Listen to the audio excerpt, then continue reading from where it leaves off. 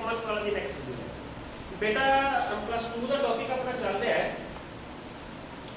Change in profit sharing ratio, change in profit sharing ratio.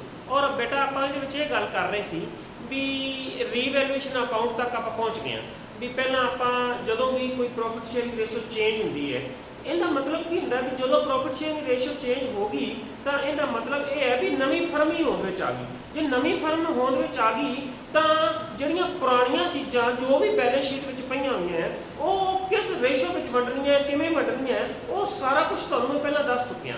तो आपां ये गल कीती सी भी जिहड़े ना जदों भी नवी फर्म कोई होंद विच आउंदी है जां आपां जदों रीवैल्यूएशन अकाउंट कर रहे सी तो मैं तुहानूं ये गल कही सी भी रीवैल्यूएशन अकाउंट तुहानूं एडमिशन वेले भी चाहिदा है, रिटायरमेंट वेले भी चाहिदा है, डेथ वेले भी चाहिदा है। इहदा मतलब यही है कि जदों भी कोई नवी फर्म होंद विच आउंदी है जां profit sharing ratio which change होंदी है उन्हां दी तो इहदा मतलब नवी फर्म ही तो होंद विच आ गई ना। जे नवी फर्म होंद विच आ गई तो उस वेले 4 तरह दी तुहानूं एडजस्टमेंट्स दसियां सी। स्टूडेंट्स से काफ़ी फोन आए भी सर भी कला रीवैल्यूएशन अकाउंट बनाना सी। बच्चे जदों भी कोई नवी फर्म होंद विच आ जाती है तो उस वेले 4 तरह की एडजस्टमेंट्स करनियां पैंदियां ने। वो किहड़ियां सी? नंबर 1 का अकाउंटिंग ऑफ गुडविल, मैं तुहानूं पहलां भी करा चुकिया भी जिहड़ी गुडविल की वैल्यूएशन है वो किवें करनी है। फिर नंबर 2 ते accounting of reserve and accumulated profits, goodwill की वैल्यूएशन करनी है, रिजर्व के प्रॉफिट एंड लॉस नूं वेखना है भी पुराना वेले किवें सी, हुण उन्हां दी एडजस्टमेंट किवें करनी है, किवें करनी सी भला पुराने पार्टनर पुरानी रेशो विच आपस विच वंडणगे जो भी कुछ पुराना पिया होएगा। याद आया? नेक्स्ट सीगा revaluation of assets and reassessment of liabilities. जदों आप रीवैल्यूएशन अकाउंट बनाते सी उहदे विचों जे कोई प्रॉफिट आउंदा सी तां ओह भी पुराने पार्टनर पुरानी रेशो विच वंड लैंदे सी। जे उहदे विचों कोई लॉस आउंदा सी तां ओह भी पुराने पार्टनर पुरानी रेशो विच ही आपस विच वंडदे सी। ते एंड ते एडजस्टमेंट ऑफ कैपिटल ते उहनां दी एंड ते देख लैंदे सी आपां भी उहनां दी कैपिटल वधी है या घटी है। ठीक है, हुण अज एक कंप्लीट क्वेश्चन कराउण जा रहा तुहानूं भी इहदे विच तुहानूं ईच एंड एवरीथिंग पता लगेगी भी आपां हरेक ही इहदे चारे दे चारे पॉइंट ही छूआंगे भी जदों भी फर्म होंद विच आई नवी फर्म आई उन्होंने प्रॉफिट शेयरिंग रेशो चेंज हुई या कोई नवा पार्टनर आया जो नवा पार्टनर आउण नाल उन्हां दी प्रॉफिट शेयरिंग रेशो चेंज हुई या कोई रिटायर होया। मतलब ये तेरी हरेक चीज़ हरेक पॉइंट ते हरेक चैप्टर दे विच तुहानूं इह चीज़ां करनियां पैणीआं। इसलिए इस हुण रीकंस्टिट्यूशन ऑफ पार्टनरशिप दे विच new change in profit sharing वाले चैप्टर दे विच मेरा इच्छा सी कि तुहानूं एक चैप्टर क्वेश्चन एक कंप्लीट करावां जिहदे तो तुहानूं एक बारी सारियां चीज़ां दा पता लग जाए ताकि अगे वाले चैप्टरां दे विच आपां सौखे रहिए। ठीक है, लो बेटा ध्यान दो। क्वेश्चन है बैलेंस शीट दी हुई है 31 मार्च 2021 ਨੂੰ। 31 मार्च 2021 ਨੂੰ लैंड है, बिल्डिंग है, प्लांट, स्टॉक, डेटर, बैंक ਤੇ ਕ੍ਰੈਡੀਟਰ bill Pebble general reserve capital Ashok ਦੀ ਕੈਪੀਟਲ ਹੈ, ਭੀਮ ਦੀ ਕੈਪੀਟਲ ਤੇ ਚੇਤਨ ਦੀ ਕੈਪੀਟਲ। ਤਿੰਨ ਪਾਰਟਨਰ ਨੇ ਅਸ਼ੋਕ, ਭੀਮ ਤੇ ਚੇਤਨ। ਉਹ ਕੀ ਕਰ ਕੀ ਰਹੇ ਨੇ? ਉਹ ਕਹਿੰਦੇ ਨੇ Ashok, Bhim and Chetan are were partner in a firm. ਤਿੰਨ ਪਾਰਟਨਰ ਸੀ sharing profit in the ratio of 3:2:1 3 ਅਨੁਪਾਤ 2 ਅਨੁਪਾਤ 1 मतलब 3:2:1 ਦੀ ਰੇਸ਼ੋ ਵਿੱਚ प्रॉफिट बनते सी। इहदा मतलब वो जिहड़ी 3:2:1 ਦੀ ਰੇਸ਼ੋ ਕਿਹੜੀ ਹੋ ਗਈ ਉਹਨਾਂ ਦੀ ओल्ड रेशो, ਕਿਹੜੀ ਹੋ ਗਈ ਉਹਨਾਂ ਦੀ ओल्ड रेशो। नेक्स्ट सी they decided to share future profit equally. ते फ्यूचर विच प्रॉफिट कदों करनगे? With effect from 1 April 2021। मतलब 1 अप्रैल तो उन्होंने की डिसाइड किया भी असी प्रॉफिट है जिहड़ा वो इक्वली डिस्ट्रीब्यूट करांगे। तो इहदा मतलब ये इक्वली का मतलब इन्हां दी न्यू रेशो होगी। न्यू रेशो है तो इक्वली है तो 3 पार्टनर हैं तो किन्नी होगी 1/3 1/3 1/3। क्लीयर है?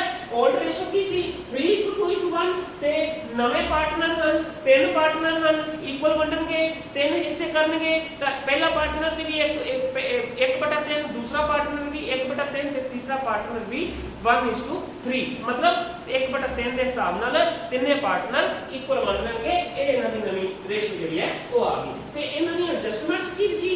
इन्हां दी एडजस्टमेंट्स उस वेले जदों इन्हां ने चेंज करन दी सोची ਜਦੋਂ ਇਹਨਾਂ ਨੇ ਚੇਂਜ ਕਰਨ ਦੀ ਸੋਚੀ ਵੀ ਹੁਣ ਅਸੀਂ ਪ੍ਰੋਫਿਟ ਸ਼ੇਅਰਿੰਗ ਰੇਸ਼ੋ ਚੇਂਜ ਕਰ ਲਾਂਗੇ तो उस ਵੇਲੇ ਫਰਮ ਦੀ ਗੁਡਵਿਲ ਵੇਖੋ। ਗੁਡਵਿਲ ਉਹਦਾ ਫਰਮ ਕਿੰਨੀ ਹੈ 3 ਲੱਖ ਰੁਪਏ। 3 लाख रुपए फर्म की गुडविल है। नैक्सट है लैंड है जी वो रीवैल्यू की गई। हाँ आप करते सी ना भी उन्होंने रीवैल्यू की जाएगी, रीवैल्यूएशन अकाउंट बनाया जाएगा, चाहे पार्टनर एडमिट हो रहा है, नवा पार्टनर आ रहा है, फिर भी रीवैल्यूएशन अकाउंट बनाया जाएगा, चाहे प्रॉफिट शेयरिंग रेशियो चेंज हो रही है, फिर भी रीवैल्यूएशन अकाउंट बनाया जाएगा।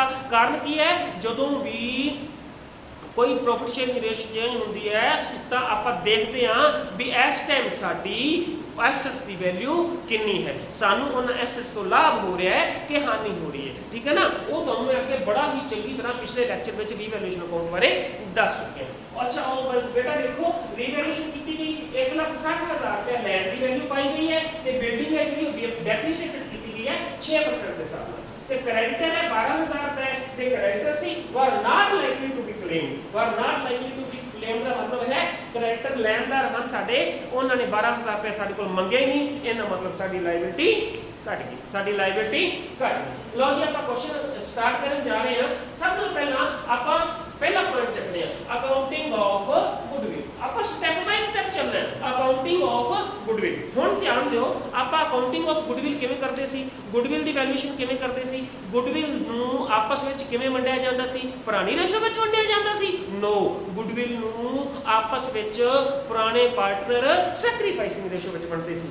इक्को मात्र गुडविल ही ऐसी चीज है जिन्हों सैक्रीफाइसिंग रेशो विच वंडदे हन ते बाकी जिहड़े हन वो पुरानियां चीज़ां पुरानी रेशो विच वंडदे हन। ਇਹ ਗੱਲ ਕਲੀਅਰ ਹੈ ਨਾ, ਗੁੱਡਵਿਲ ਨੂੰ ਸੈਕਰੀਫਾਈਸਿੰਗ ਰੇਸ਼ੋ ਵਿੱਚ ਵੰਡਣਾ ਹੈ ਤੇ ਬਾਕੀ ਜੋ ਕੋਈ ਰਿਜ਼ਰਵ ਪਿਆ, ਕੋਈ ਪ੍ਰੋਫਿਟ ਪਿਆ, ਕੋਈ ਲਾਸ ਪਿਆ, ਉਹ ਸਾਰੇ ਜਨੇ ਜਾਂ ਰੀਵੈਲੂਏਸ਼ਨ ਤੋਂ ਕੋਈ ਪ੍ਰੋਫਿਟ ਔਰ ਲਾਸ ਆਇਆ ਤਾਂ ਸਾਰੀਆਂ ਚੀਜ਼ਾਂ ਹੀ ਪੁਰਾਣੇ ਪਾਰਟਨਰ ਪੁਰਾਣੀ ਰੇਸ਼ੋ ਵਿੱਚ ਵੰਡਣਗੇ। ਬਟ ਗੁੱਡਵਿਲ ਹੈ ਜਿਹੜੀ ਉਹ ਸੈਕਰੀਫਾਈਸਿੰਗ ਰੇਸ਼ੋ ਵਿੱਚ ਵੰਡਣੀ ਹੈ ਤੇ ਇਸ ਲਈ ਸਾਨੂੰ ਪਹਿਲਾਂ ਇਹਨਾਂ ਦੀ ਸੈਕਰੀਫਾਈਸਿੰਗ ਰੇਸ਼ੋ ਕੱਢਣੀ ਪੈਣੀ ਹੈ ਵੀ ਕਿਹੜੇ ਬੰਦੇ ਨੇ ਸੈਕਰੀਫਾਈਸ ਕੀਤਾ, ਕਿਹੜੇ ਬੰਦੇ ਨੇ ਗੇਨ ਕੀਤਾ। ਸੈਕਰੀਫਾਈਸਿੰਗ ਰੇਸ਼ੋ ਦਾ ਫਾਰਮੂਲਾ ਕੀ ਸੀ?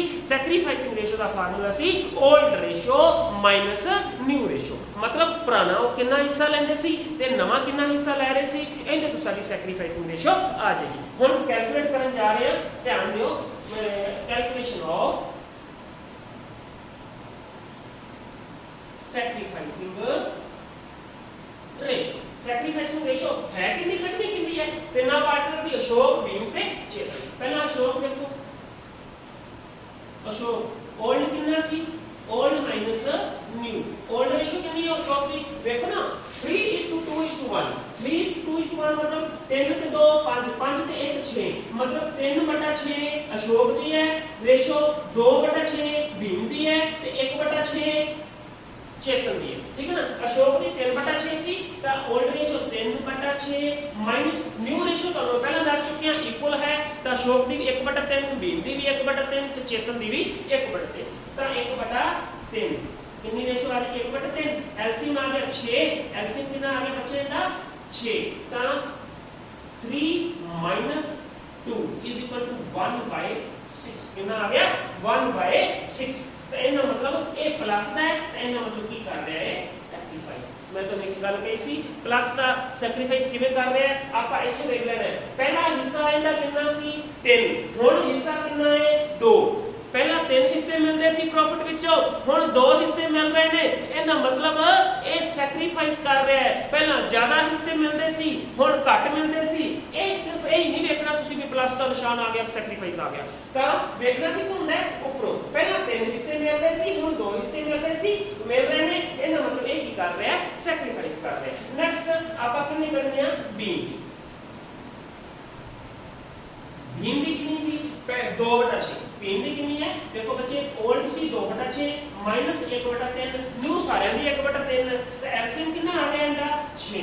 ठीक है ना, 2 - 2 इनका मतलब 0, इनका मतलब नो सैक्रिफाइस नो गेन, मतलब भीम कोई सैक्रिफाइस नहीं कर रहा कोई गेन नहीं कर रहा। ठीक है, नेक्स्ट है चेतन। चेतन की ओल्ड कितनी सी बच्चे 1/6, चेतन की ओल्ड कितनी है 1/6, 1/6 माइनस कितना है वो 1/3, 1/3 क्योंकि चेतन दे भी 1/3 है नवी तो की आ गया एलसीएम कितना आ गया 6 की आ गया बच्चे 1 - 2, 1 - 2 मतलब -1/2 इनका मतलब की कर रहे हैं गेन। हुण -1/2 मतलब पहला वो एक हिस्सा लेंदा सी प्रॉफिट विचों एक हिस्सा लेंदा सी, हुण ओनू प्रॉफिट विचों 2 हिस्से मिलणगे, इसलिए ये की हो गया माइनस का 1/2 6 माइनस 1/6 ਦਾ ਮਤਲਬ ਹੈ ਇਹ ਗੇਨ ਕਰ ਰਿਹਾ ਹੈ, ਉਹ ਕੀ ਕਰ ਰਿਹਾ ਹੈ, ਸੈਕਰੀਫਾਈਸ ਕਰ ਰਿਹਾ ਹੈ। ਹੁਣ ਆਪਾਂ ਇਹ ਦੇਖਣਾ ਹੈ ਵੀ ਆਪਾਂ ਇਹਨਾਂ ਦੀ ਫਰਮ ਦੀ ਗੁੱਡਵਿਲ ਕਿੰਨੀ ਸੀ ਤੇ 1/6 ਹਿੱਸਾ ਚੇਤਨ ਜਿਹੜਾ ਹੈ ਉਹ ਜਿਹੜਾ ਹੈ ਗੇਨ ਕਰ ਰਿਹਾ ਹੈ ਤੇ ਅਸ਼ੋਕ ਹੈ ਜਿਹੜਾ ਸੈਕਰੀਫਾਈਸ ਕਰ ਰਿਹਾ ਹੈ। ਆਪਾਂ ਮੈਂ ਤੁਹਾਨੂੰ ਇੱਕ ਗੱਲ ਦੱਸੀ ਸੀ, ਜਿਹੜਾ ਬੰਦਾ ਸੈਕਰੀਫਾਈਸ ਕਰ ਰਿਹਾ ਹੈ ਉਹਦੀ ਕੈਪੀਟਲ ਕ੍ਰੈਡਿਟ ਹੋ ਜਾਏਗੀ, ਜਿਹੜਾ ਬੰਦਾ ਗੇਨ ਕਰ ਰਿਹਾ ਹੈ ਉਹਦੀ ਕੈਪੀਟਲ ਡੈਬਿਟ ਹੋ ਜਾਏਗੀ, ਕਿਉਂਕਿ ਜਿਹੜਾ ਬੰਦਾ ਗੇਨ ਕਰ ਰਿਹਾ ਹੈ ਉਹ ਸੈਕਰੀਫਾਈਸ ਵਾਲੇ ਪਾਰਟਨਰ ਨੂੰ ਆਪਦੇ ਕੈਪੀਟਲ ਦੇ ਵਿੱਚੋਂ ਹਿੱਸਾ ਕੱਢ ਕੇ ਦੇਵੇਗਾ। ਕਾਹਦਾ ਹਿੱਸਾ? ਗੁੱਡਵਿਲ ਦਾ। ਫਰਮ ਦੀ ਗੁੱਡਵਿਲ ਵਿੱਚੋਂ ਜਿੰਨਾ ਹਿੱਸਾ ਬਣਦਾ ਹੈ, ਫਰਮ ਦੀ ਗੁੱਡਵਿਲ ਕਿੰਨੀ ਸੀ ਬੱਚੇ ਧਿਆਨ ਦਿਓ, ਫਰਮ ਦੀ ਗੁੱਡਵਿਲ ਹੈ ਇੱਥੇ ਸਾਡੇ ਕੋਲ 3 ਲੱਖ ਰੁਪਏ। ਫਰਮ ਦੀ 3 ਲੱਖ ਰੁਪਏ ਗੁੱਡਵਿਲ ਹੈ, ਇੱਕ ਵਾਰ ਇੱਥੇ ਕੈਲਕੂਲੇਟ ਕਰਦੇ ਹਾਂ। 3 ਲੱਖ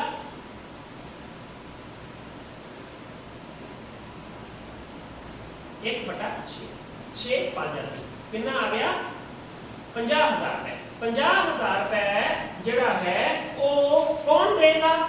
1/6 ਹੀ ਅਸ਼ੋਕ ਹੈ ਤੇ 1/6 ਹੀ ਚੇਤਨ ਹੈ ਤੇ 50,000 ਹੀ ਆਏਗਾ ਨਾ ਦੋਵਾਂ ਦਾ। ਹੁਣ 1/6 ਜਿਹੜਾ ਹੈ ਉਹ ਦੇਗਾ ਕੌਣ?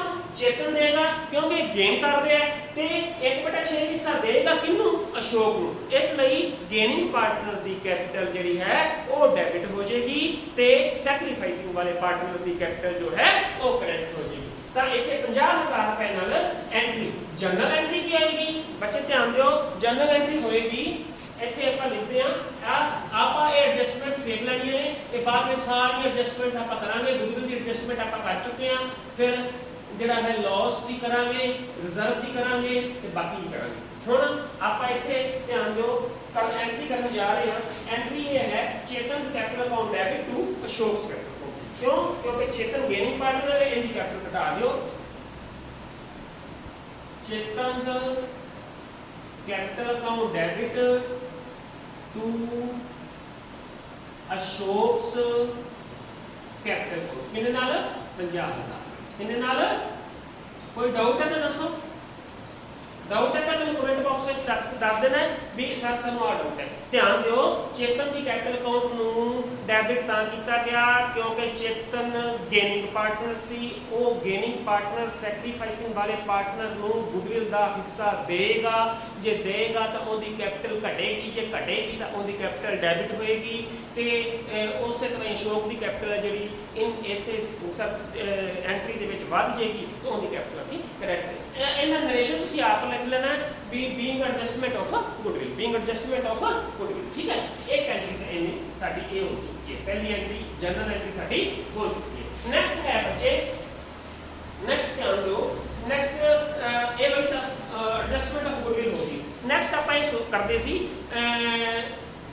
Accounting of reserve and accumulated profit and losses. उत्थे लिखिया सी accounting of reserve and accumulated profit and losses. ਹੁਣ ਆਪਾਂ ਇਹ ਦੇਖਣਾ ਹੈ ਵੀ ਇਸ ਬੈਲੈਂਸ ਸ਼ੀਟ ਦੇ ਵਿੱਚ ਸਾਡੇ ਕੋਲ ਕੋਈ ਰਿਜ਼ਰਵ ਜਾਂ ਅਕਮੂਲੇਟਡ ਪ੍ਰੋਫਿਟ ਹਨ? ਯੈਸ, ਆਪੇ ਜਨਰਲ ਰਿਜ਼ਰਵ,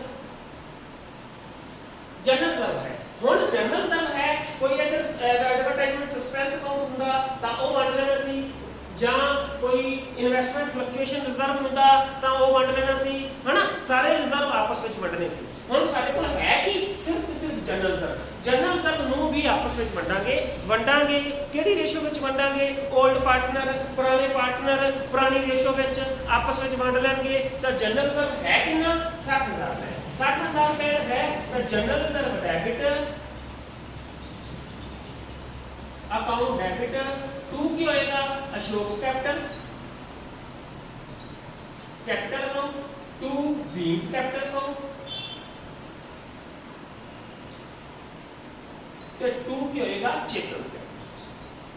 पुराने पार्टनर्स आपस में जो वंडणगे तो इन्हां दी जिहड़ी कैपिटल है वो क्रेडिट हो जाएगी, इन्हां दी कैपिटल ओनी नाल वध जाएगी। हुण है कितना सी जनरल रिजर्व? 60,000 रुपए। 60,000 रुपए नूं वंडना कितना सी? 60,000 मल्टीप्लाइड बाय ओल्ड रेशियो 3:6 3/6 60,000 गुणा 2/6 60,000 गुणा 1/6। ठीक है ना, 3/6 2/6 1/6 काट दो। 10 का कटा गया, 10 सारे के ऊपर 10,000 आ गया, 7 के ऊपर 10,000 आ गया। 10 दिया 30,000 कितने हिस्से आ जाएगा अशोक दे, 10 दूना 20,000 कितने हिस्से आ जाएगा भीम दे, ते 10 एकम 10,000 कितने हिस्से आ जाएगा चेतन दे। तो एंट्री की होएगी जन आप कर चुके हैं 60,000 30,000 हिस्से आ गया अशोक दे, 20,000 हिस्से आ गया भीम दे, ते 10,000 रुपया हिस्से आ गया चेतन।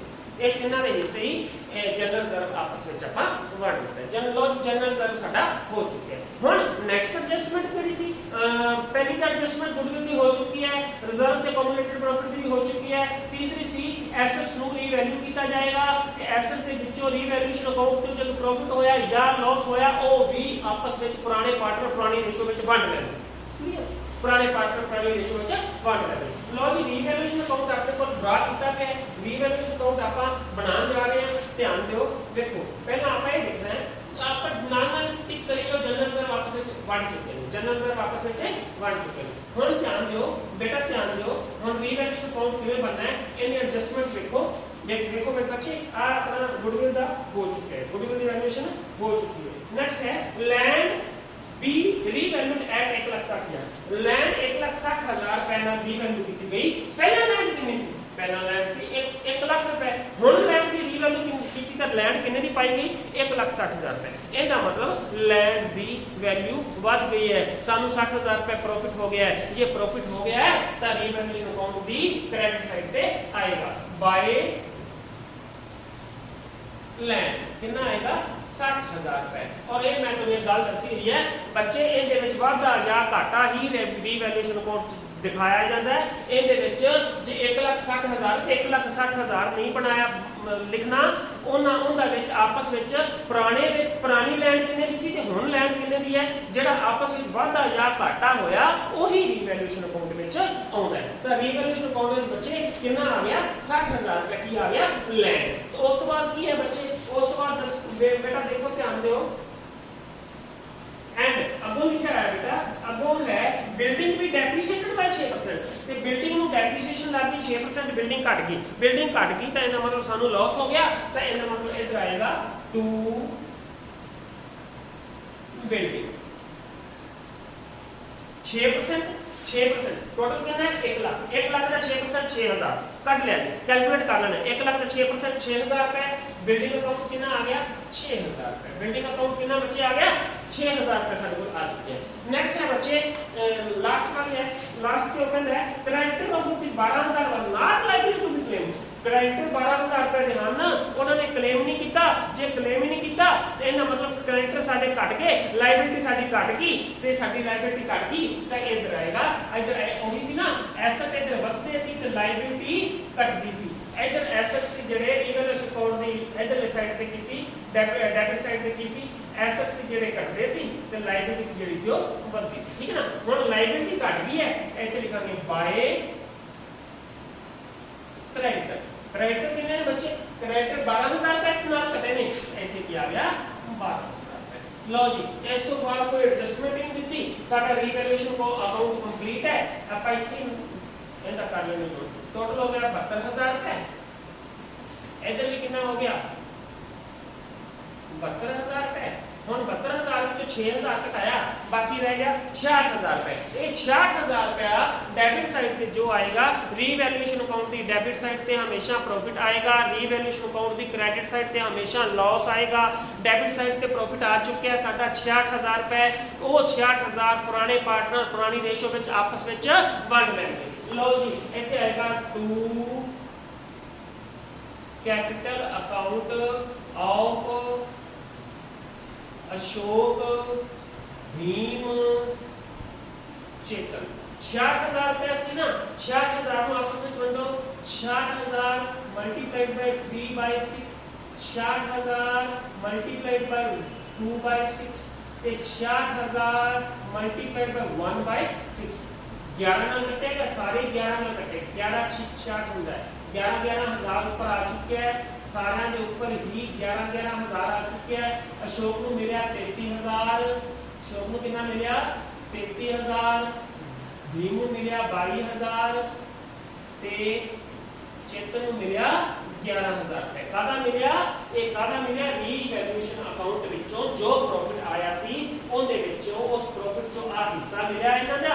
लो जी ये प्रॉफिट चों हिस्सा मिल चुका है, प्रॉफिट चों हिस्सा मिलिया तो रीवैल्यूएशन अकाउंट च भर दियो। कितना आया 33000, उस तो बाद आया 22000 भीम दे हिस्से ते 11000 रुपया चेतन दे हिस्से। लो कितना हो गया इहदे विच 66000 रुपया आ चुके। 672 ਹੁਣ ਨਾਲ ਦੀ ਨਾਲ ਹੀ ਇਹਦੀ ਜਨਰਲ ਐਂਟਰੀ ਆਪਾਂ ਕਰ ਦਿਆਂਗੇ। ਜਨਰਲ ਐਂਟਰੀ ਕੀ ਹੋਏਗੀ ਬੇਟਾ ਧਿਆਨ ਦਿਓ, ਜਨਰਲ ਐਂਟਰੀ ਕੀ ਹੋਏਗੀ, ਜਨਰਲ ਐਂਟਰੀ ਹੋਏਗੀ ਰੀਵੈल्यूएशन ਅਕਾਊਂਟ ਦੀ ਡੈਬਿਟ ਸਾਈਡ ਤੇ ਆ ਰੀਵੈल्यूएशन ਅਕਾਊਂਟ ਆ ਡੈਬਿਟ ਸਾਈਡ, ਕਿਹੜੀ ਸਾਈਡ ਹੈ ਡੈਬਿਟ ਸਾਈਡ, ਆ ਕਿਹੜੀ ਹੈ ਕ੍ਰੈਡਿਟ ਸਾਈਡ।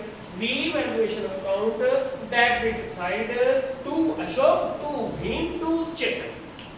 क्लियर है, तुहानू दस्सिया है पहले देखो revaluation account debit to Ashok capital account to Bhim's capital account to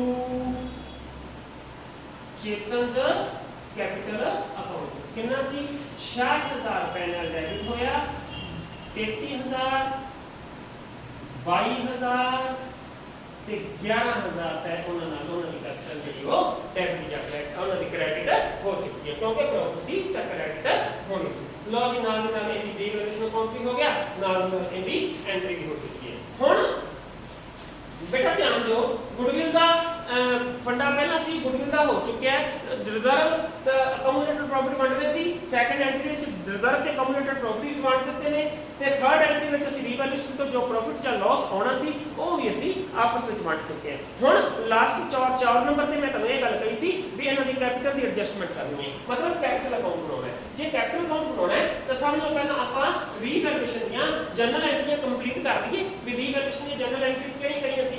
revaluation विच देखो ना land and building land account debit ते credit account debit to revaluation account दी क्रेडिट साइड ते लैंड ते क्रेडिट हन तां की होएगा इत्थे साइड ते कर लेना बच्चे ध्यान दिओ लैंड अकाउंट डेबिट,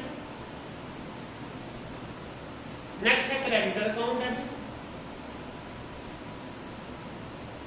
टू क्या आएगा रीवैल्यूएशन अकाउंट कितनी है 60000 रुपए नाल लैंड है, 12000 रुपए नाल क्रेडिटर है।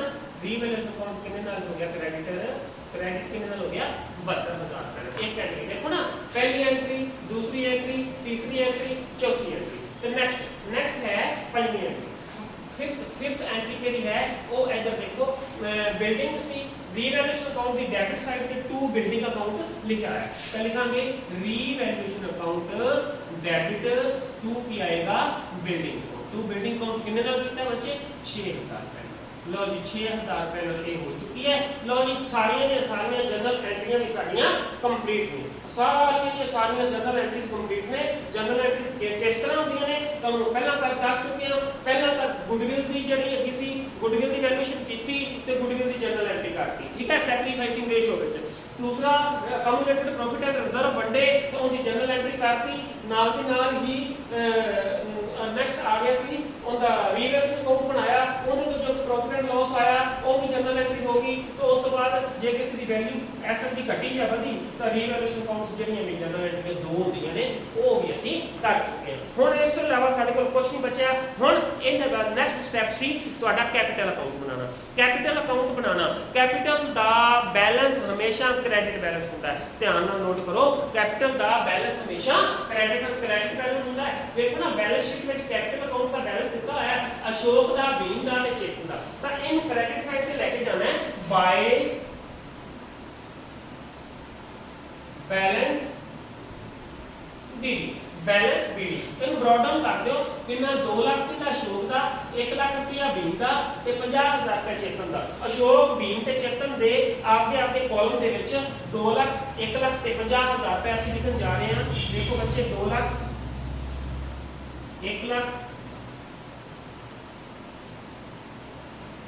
ਤੇ 50000, 2 ਲੱਖ, 1 ਲੱਖ ਤੇ 50000 रुपया ਅਸੀਂ ਲਿਖ ਦਿੱਤਾ ਹੈ। ਨੈਕਸਟ ਆਪਾਂ ਸਿਰਫ ਕਰਨਾ ਕੀ ਹੈ ਜਨਰਲ ਐਂਟਰੀਜ਼ ਚੱਕੀ ਜਾਣੀਆਂ ਨੇ ਤੇ ਜਨਰਲ ਐਂਟਰੀਜ਼ ਵਿੱਚ ਜੋ ਹੈ ਉਹ ਦੇਖੋ ਚੇਤਨ ਦੀ capital account debit to Ashok's capital account. मतलब कहना चेतन दी कैपिटल अकाउंट के डेबिट साइड ते टू अशोक की कैपिटल अकाउंट डेबिट साइड आ डेबिट साइड आ क्रेडिट तो डेबिट साइड पे की आएगा टू की आएगा अशोक देखो चेतन दी कैपिटल अकाउंट की डेबिट साइड पे टू अशोक कैपिटल अकाउंट कितना है चेतन दे अच्छा कॉलम चेतन दे विच लिखना है बड़ा ध्यान नाल नोट करो चेतन दी अकाउंट दे डेबिट साइड पे टू अशोक दी कैपिटल है तो टू अशोक दी कैपिटल अकाउंट पर लिखना कितनी है चेतन दे खाने विच 50000 चेतन दे कॉलम दे विच 50000 उसी तरह ही चेतन दे अकाउंट दी डेबिट साइड पे टू अशोक का ले लिया ते अशोक दे अकाउंट दे क्रेडिट साइड पे बाय की आएगा अब देखो अशोक दी अकाउंट दी क्रेडिट साइड पे आएगा by Chetan capital by Chetan capital account ता इधर की आएगा इधर चेतन दे खाने च सी चेतन दे कॉलम में सी उधर अशोक दे कॉलम में कितना आएगा 50 लो जी ये पहली एंट्री कंप्लीट है नेक्स्ट है general reserve account debit to हां to Ashok capital to B capital to Chetan capital मतलब इन सारे की कैपिटल अकाउंट दे क्रेडिट साइड पे बाय जनरल सर्कुलर की आएगा बाय जनरल रिजर्व अकाउंट की आएगा अशोक की कैपिटल अकाउंट कितना आएगा 20000 रुपए 20000 रुपए बीम ते 10000 रुपए की आएगा चेतन लो जी एक क्लियर हो चुके हैं नेक्स्ट रीवैल्यूएशन को जो प्रॉफिट आया सी तो रीवैल्यूएशन अकाउंट की डेबिट साइड इधर अशोक की कैपिटल अकाउंट की क्रेडिट साइड बीम की कैपिटल अकाउंट की क्रेडिट साइड पे चेतन की कैपिटल अकाउंट की क्रेडिट साइड पे बाय रीवैल्यूएशन की आएगा बाय रीवैल्यूएशन अकाउंट कितना आएगा 33000 नेक्स्ट 22000 नेक्स्ट 11 33000 22000 ते 11000 33000 22000 ते 11000 लो जी इसके अलावा land and building account debit में दिला ਇਹਦੇ ਵਿੱਚ कोई कैपिटल अकाउंट नहीं आया revaluation account debit to building account कोई कैपिटल अकाउंट नहीं आया लो जी आपने कंप्लीट है कोई भी कैपिटल अकाउंट और किसी भी जनरल एंट्री ਵਿੱਚ नहीं है तो ਇਹਦਾ जोड़ लाओ कितना सम ਇਹਦਾ कितना हो गया बच्चे ध्यान दो ਇਹਦਾ सम होएगा 3,13,000 1,42,000 71,000 3,13,000 1,42,000 71,000 71,000 ठीक है उमें सेम इधर जोड़ लग जाएगा जिन्ना दे कैपिटल अकाउंट दा 3,13,000 1,42,000 ते 71,000 तो लो जी ਇੱਥੇ ਆਏਗਾ to balance CD capital account का बैलेंस आ चुके हैं बैलेंस सीडी जेड़ा कि आपका बैलेंस शीट में चक के लेके जाना है ये कितना आएगा ऊपर कुछ नहीं है तो 3,13,000 ही आएगा 1,42,000 के ऊपर कुछ नहीं है तो 1,42,000 ही आएगा 71,000 ਵਿੱਚੋਂ 50,000 गया तो बाकी रह गया 21,000 रुपए कितना रह गया 21,000 रुपए रह चुके हैं एक ही इनका कैपिटल अकाउंट का जो बैलेंस है वो आ चुका है जेड़ा कि आप चक के बैलेंस शीट ਵਿੱਚ लेके जावांगे लो जी हम बैलेंस शीट तैयार करने लगे हैं इधर है लायबिलिटीज अमाउंट एसेट्स अमाउंट लो बेटा जो बैलेंस शीट तैयार करनी है तो इस चीज का ध्यान रखना है मैं तुहानू एक गल दसी सी भी मान लो कोई व्यक्ति 31 मार्च ਨੂੰ ਸਾਡੇ ਕੋਲ ਆਉਂਦਾ ਹੈ ਤਾਂ ਅਸੀਂ ਜਿਹੜੀ ਵੀ ਬੈਲੈਂਸ ਸ਼ੀਟ ਇਹ ਵਾਲੀ ਹੈ ਇਸ ਹਿਸਾਬ ਨਾਲ ਉਹਦੇ ਕੋਲੋਂ ਹਿੱਸਾ ਲੈ ਲਾਂਗੇ ਮੰਨ ਲਓ ਉਹ ਪਾਰਟਨਰ ਸਾਡੇ ਕੋਲੋਂ 4 ਮਹੀਨੇ ਰੁਕ ਕੇ ਆਉਂਦਾ ਹੈ ਤਾਂ ਉਸ 4 ਮਹੀਨੇ ਵਿੱਚ ਸਾਡੀ ਪ੍ਰਾਪਰਟੀ ਦੇ ਵਿੱਚ ਸਾਡੇ ਐਸੈਟਸ ਦੇ ਵਿੱਚ ਜੇ ਕੋਈ ਚੇਂਜ ਹੋਈ ਹੈ ਤਾਂ ਉਹ ਚੇਂਜ ਰੀਵੈਲੂਏਸ਼ਨ ਅਕਾਊਂਟ ਚ ਆ ਜਾਣੀ ਹੈ ਤੇ ਉਸ ਚੇਂਜ ਤੋਂ ਬਾਅਦ ਵਾਲੀ ਵੈਲਿਊ ਜਿਹੜੀ ਐਕਚੁਅਲ ਵੈਲਿਊ ਹੁਣ ਹੋਏਗੀ ਉਹ नवी बैलेंस शीट में मिल जानी है मान लो चाहे 1 अगस्त में होता है तो हुण बैलेंस शीट 1 अगस्त में बनेगी जे हुण 1 अप्रैल में आया तो हुण नवी बैलेंस शीट 1 अप्रैल में बनेगी नवी बैलेंस शीट 1 अप्रैल में किवें बनेगी ध्यान दो लैंड किवें दी सी 1 लाख रुपए दी पर इस टाइम 1 अप्रैल में साडी लैंड किवें दी हो चुकी है साडी लैंड 1 अप्रैल में हो चुकी है बच्चे ध्यान नाल देखना है लैंड की रीवैल्यू रेट है 1,60,000 हुण साडी लैंड 1,60,000 6,60,000 ਦੀ ਹੈ।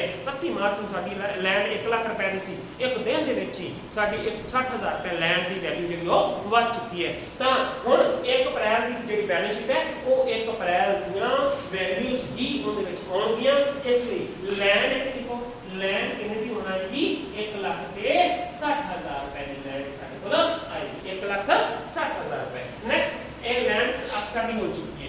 बिल्डिंग की सी 1 ਲੱਖ ਰੁਪਏ ਦੀ ਹੈਗੀ ਸੀ, ਬਟ ਉਹ ਕਹਿੰਦਾ ਬਿਲਡਿੰਗ ਇੱਕ ਦਿਨ ਦੇ ਵਿੱਚ ਹੀ ਡੈਪਰੀਸ਼ੀਏਟ ਹੋ ਗਈ 6%। ਉਹ ਬਿਲਡਿੰਗ ਘਟ ਗਈ, ਕਿੰਨੀ ਘਟੀ 6%। 6% ਦਾ ਮਤਲਬ ਹੈ 6,000 1 ਲੱਖ ਦੇ ਵਿੱਚੋਂ 6,000 ਘਟਾਇਆ, ਬਾਕੀ 94,000 ਰੁਪਏ ਦੀ ਬਿਲਡਿੰਗ ਰਹਿ ਗਈ ਹੈ।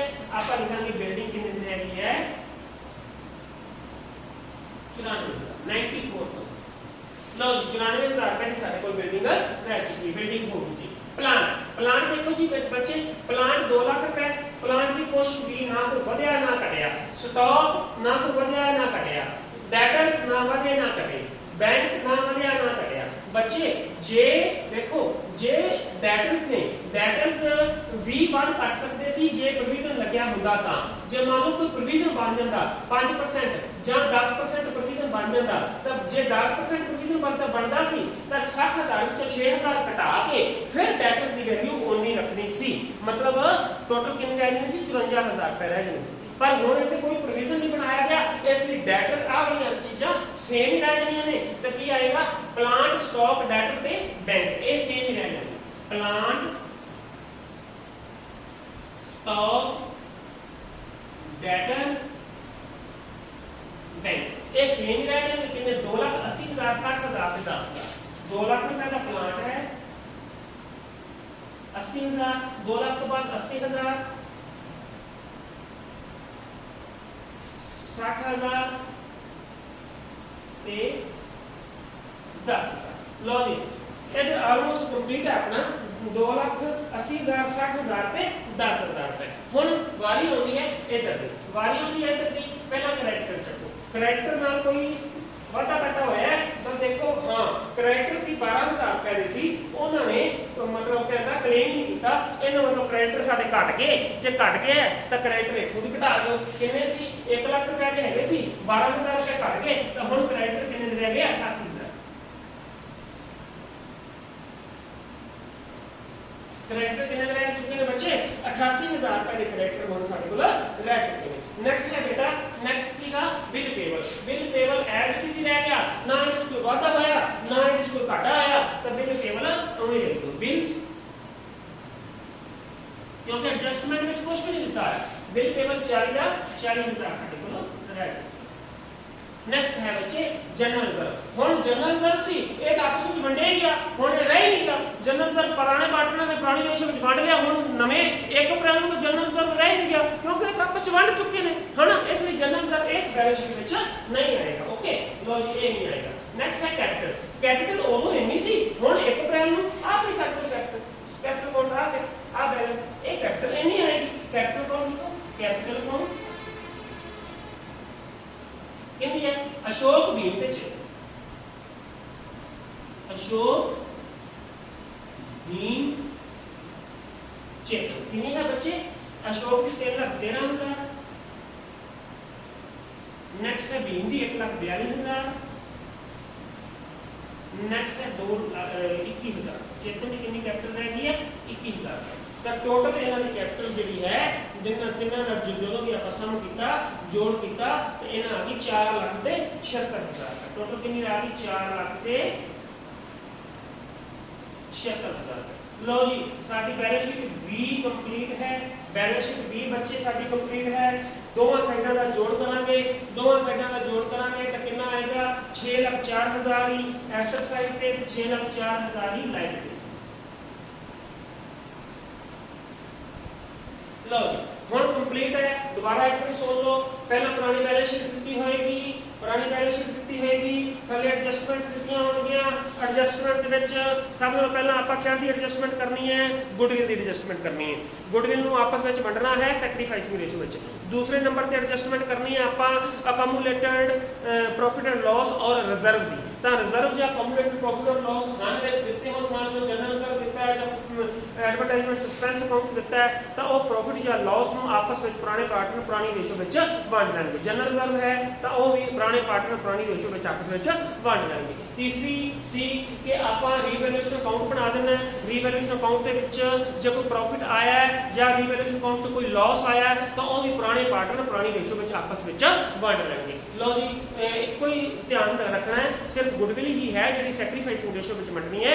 ਬਾਕੀ ਪੁਰਾਣੇ ਪਾਰਟਨਰ ਪੁਰਾਣੀ ਰੇਸ਼ੋ ਵਿੱਚ ਵੰਡਦੇ ਜਾਣਗੇ ਤੇ ਉਵੇਂ ਨਾਲ ਦੀ ਨਾਲ ਆਪਾਂ ਜਨਰਲ ਐਂਟਰੀਜ਼ ਕਰਦੇ ਜਾਣਾ ਹੈ। ਜਨਰਲ ਐਂਟਰੀਜ਼ ਵਿੱਚ ਜਿੱਥੇ ਜਿੱਥੇ ਕੈਪੀਟਲ ਅਕਾਊਂਟ ਆਇਆ ਹੈ ਤੇ ਉੱਥੇ ਉੱਥੇ ਕੈਪੀਟਲ ਅਕਾਊਂਟ ਵਿੱਚ ਐਂਟਰੀਜ਼ ਕਰ ਦੇਣੀਆਂ ਨੇ, ਤਾਂ ਉਹ ਸਾਡਾ ਕੈਪੀਟਲ ਅਕਾਊਂਟ ਬਣ ਜਾਏਗਾ। ਕੈਪੀਟਲ ਅਕਾਊਂਟ ਦਾ ਬੈਲੈਂਸ ਹੈ ਉਹ ਹਮੇਸ਼ਾ ਹੀ ਕ੍ਰੈਡਿਟ ਹੁੰਦਾ ਹੈ। ਉਹ ਜਿਹੜਾ ਬੈਲੈਂਸ ਸ਼ੀਟ ਵਿੱਚ ਬੈਲੈਂਸ ਦਿੱਤਾ ਹੈ ਉਹ ਕ੍ਰੈਡਿਟ ਸਾਈਡ ਤੇ ਲਿਖ ਦੇਣਾ। ਨਵਾਂ ਬੈਲੈਂਸ ਜਿਹੜਾ ਆਇਆ ਉਹ ਚੱਕ ਕੇ ਡੈਬਿਟ ਸਾਈਡ ਤੇ ਲਿਖਣਾ ਤੇ ਡੈਬਿਟ ਸਾਈਡ ਵਾਲਾ ਬੈਲੈਂਸ ਜਿਹੜਾ ਉਹ ਬੈਲੈਂਸ ਸ਼ੀਟ ਵਿੱਚ ਚਲਾ ਜਾਏਗਾ। ਕਾਹਦਾ? ਕੈਪੀਟਲ ਅਕਾਊਂਟ ਦਾ। ਤੇ ਜਿਹੜੀ ਬੈਲੈਂਸ ਸ਼ੀਟ ਹੈ ਉਹ ਨਵੀਂ ਬੈਲੈਂਸ ਸ਼ੀਟ ਨਵੇਂ ਸਿਸਟਮ ਵਿੱਚ ਬਣਨੀ ਹੈ। ਲੈਂਡ ਪਹਿਲਾਂ ਕਿੰਨੀ ਸੀ, ਹੁਣ ਕਿੰਨੀ ਹੈ, ਜਿੰਨੀ ਹੁਣ ਹੈ ਉਹ ਲੈਂਡ ਇੱਥੇ ਲਿਖਣੀ ਹੈ ਨਵੀਂ ਬੈਲੈਂਸ ਸ਼ੀਟ ਦੇ ਵਿੱਚ। ਜਿਹੜੀ ਰੀਵੈਲਿਊ ਹੋਣ ਤੋਂ ਬਾਅਦ, ਰੀਵੈਲੂਏਸ਼ਨ ਹੋਣ ਤੋਂ ਬਾਅਦ ਵਾਲੀ ਵੈਲਿਊ ਜਿਹੜੀ ਹੈ ਉਹ ਸਾਰੀ ਨਵੀਂ ਬੈਲੈਂਸ ਸ਼ੀਟ ਵਿੱਚ ਆ ਜਾਏਗੀ ਤੇ ਇਸ ਤਰ੍ਹਾਂ ਸਾਡੀ ਨਵੀਂ ਬੈਲੈਂਸ ਸ਼ੀਟ ਜਿਹੜੀ ਹੈ ਉਹ ਮਿਲ ਜਾਏਗੀ। ਠੀਕ ਹੈ ਬੱਚੇ? ਲਓ ਇੱਥੇ ਹੈ ਕਿ ਜੇ ਤੁਹਾਨੂੰ ਇਹ ਲੈਕਚਰ ਵਧੀਆ ਲੱਗਿਆ ਹੈ, ਲੈਕਚਰ ਸਮਝ ਆਈ ਹੈ, ਸਾਰੇ ਦਾ ਸਾਰਾ ਕੰਪਲੀਟ ਕੁਐਸਚਨ ਹੈ ਤੁਹਾਨੂੰ ਹੁਣ ਐਗਜ਼ਾਮ ਵਿੱਚ ਆਏਗਾ, ਤੁਸੀਂ ਇੱਕ ਮਿੰਟ ਲਾਓਗੇ ਕਰਨ ਲੱਗਿਆ, ਤਾਂ ਪਲੀਜ਼ ਚੈਨਲ ਨੂੰ ਸ਼ੇਅਰ ਲਾਈਕ ਕਰੋ, ਚੈਨਲ ਨੂੰ ਸਬਸਕ੍ਰਾਈਬ ਕਰੋ, ਲੈਕਚਰ ਨੂੰ ਲਾਈਕ ਕਰਨਾ ਹੈ, ਇਹਨੂੰ ਸ਼ੇਅਰ ਕਰਨਾ ਹੈ ਤੇ ਮੈਕਸਿਮਮ ਕਮੈਂਟ ਕਰਨੇ ਨੇ ਤੇ ਮੈਕਸਿਮਮ ਲਾਈਕ ਕਰਨੇ ਨੇ। ਠੀਕ ਹੈ ਬੱਚਾ? Thank you.